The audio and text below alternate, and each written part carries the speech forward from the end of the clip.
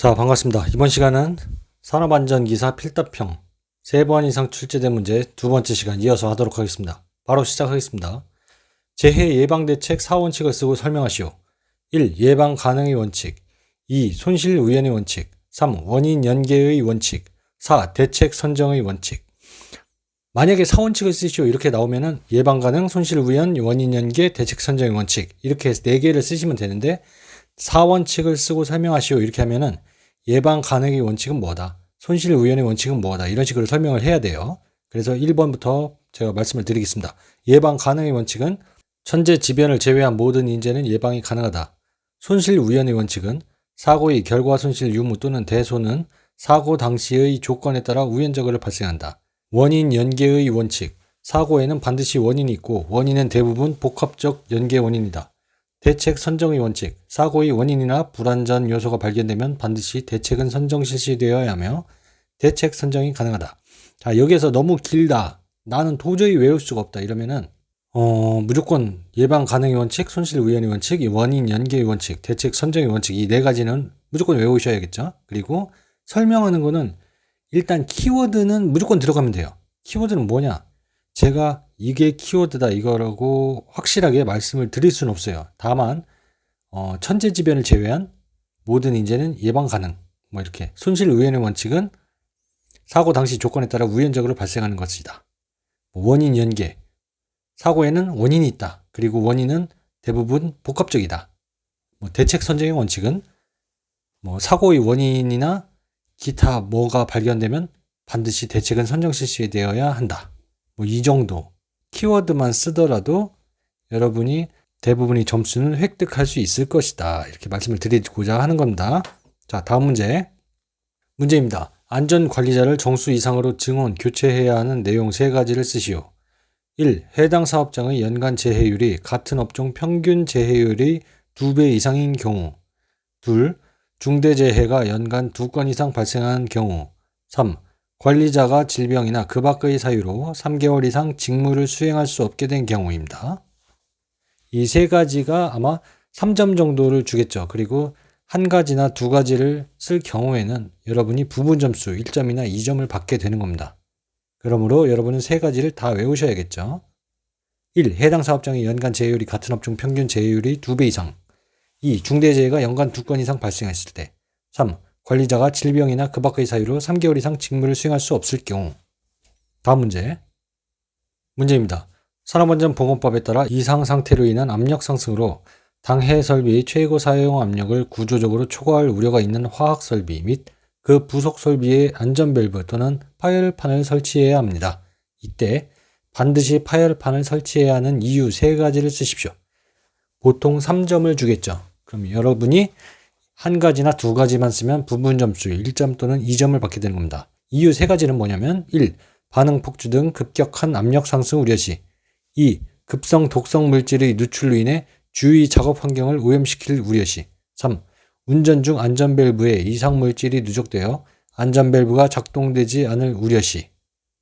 자, 다음 문제입니다. 관계자 외 출입 금지 표시 종류 3가지를 쓰십시오. 1. 허가 대상 유해 물질 취급. 2. 성면 취급 및 해체, 제거. 3. 금지 유해 물질 취급. 자, 이건 그냥 그대로 외우셔야 돼요. 자, 다음 문제입니다. 빈칸에 산업안전보건법상 안전보건 표지의 색채에 대한 색도 기준을 써놓으세요.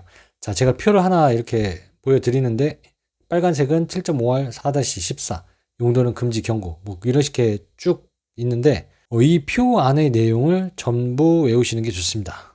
다음 근데 여러분이 이걸 도저히 못 외우겠다 그러면은 포기하고 넘어가셔도 돼요.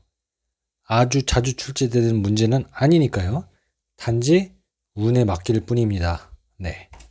다음 문제입니다. 프레스 방호장치의 4가지를 쓰십시오. 1. 양수 조작식 방호장치. 2. 수인식 방호장치. 3. 손쳐내기식 방호장치. 4. 게이트 가드식 방호장치. 5. 감흥식 방호장치. 4가지만 쓰시면 돼요. 한 4점짜리 문제 배점이 되겠죠? 한두 가지를 빼먹게 되면 그에 맞게 부분 점수 이렇게 받는 거예요. 그러니까 양수 조작식, 수인식, 손쳐내기식, 게이트 가드식, 감흥식 방호장치다. 이렇게 4가지 정도 여러분이 외우기 편한 걸로 4가지 외우시면 됩니다. 다음 문제입니다. 할로겐 소화기 1211의 주요 원소 4가지를 쓰십시오. 자, 여기 만약에 잘 보셔야 돼요. 할로겐 소화기 1211 주요 원소 4가지. 또 다른 문제로 나온 경우가 뭐였냐면 할로겐 원소 종류 4가지를 문제. 이렇게 나온 게 있어요. 다 비슷하죠?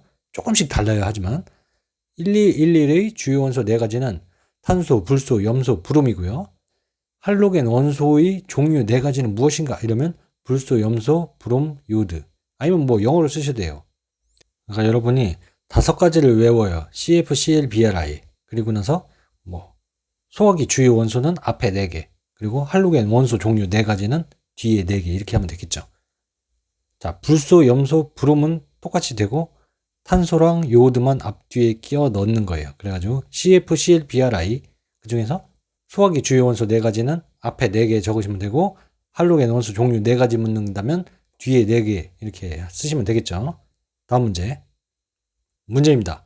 방폭 구조의 D2AT4를 설명하시오. 자, D는 내압 방폭 구조라는 뜻이고요. 2A는 폭발 등급을 나타내는 거고요.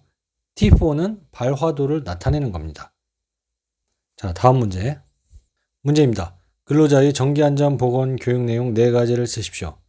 여러 가지 중에서 4가지 여러분이 외우기 쉬운 걸로 외우시면 돼요. 자, 1. 산업안전 및 사고 예방에 관한 사항. 2. 산업보건 및 직업병 예방에 관한 사항. 3. 건강 증진 및 질병 예방에 관한 사항. 4. 유해 위험 작업 환경 관리에 관한 사항. 5. 산업안전보건법령 및 밀반 관리에 관한 사항. 6. 직무 스트레스 예방 및 관리에 관한 사항. 7. 산업재해 보상보험 제도에 관한 사항. 이 외에도 여러 가지가 있습니다.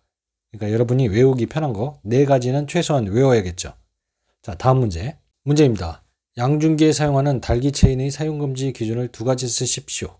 3가지가 있는데 그 중에 2가지만 외우시면 돼요. 이거는 산업안전, 그리고 산업안전 산업기사, 건설안전기사, 건설안전 산업기사에도 가끔씩 출제가 되는 문제예요. 그러니까 여러분이 산업안전기사, 산업안전뿐만이 아니라 건설안전도 쌍기사 자격증을 취득하겠다.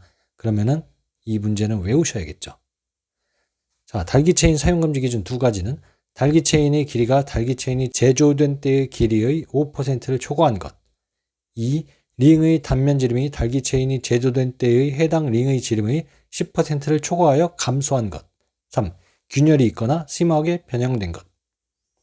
다음 문제입니다.